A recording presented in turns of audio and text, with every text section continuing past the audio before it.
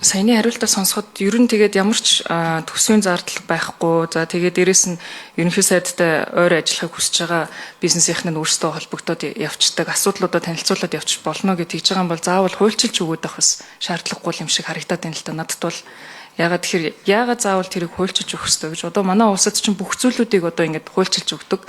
Асуудал гарангууд бид нар нэг дунд нь тусгаалчсан нэг зөвлөл байгуулсан. Тэр зөвлөл дээр асуудал ярина гэд өмнө төрийн албаныхан тусдаа нэг очиж элдв бусын зөвлөгөө нэртэйгээр хамаг цаг хугацаагаа барддаг байсан бол одоо хувийн хвшлийнхныгаа бас ажил хийхгүй элдв бусын зөвлөгөөнүүд дээр бид нар дууддаг болох юм. Одоо тэр зөвлөлд орж байгаа байхчгүй тэртээ тэргүй.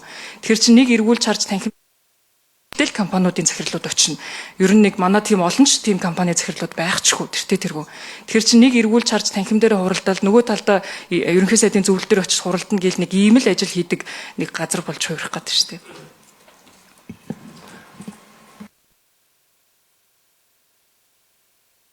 За хариулт энэхэр сайд.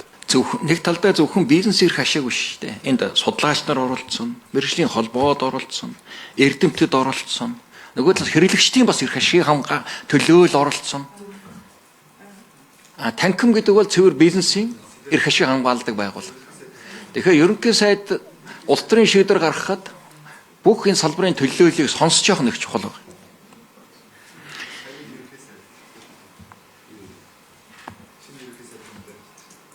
Энэ хөөр байна. Цангим шинэ.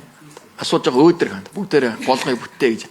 Билээд ш. Энэ бол манай парламентын хамтын бүтээл болно.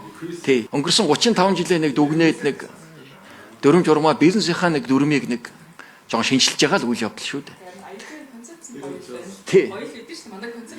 Тий. Тэгээ бүгдээрээ энэ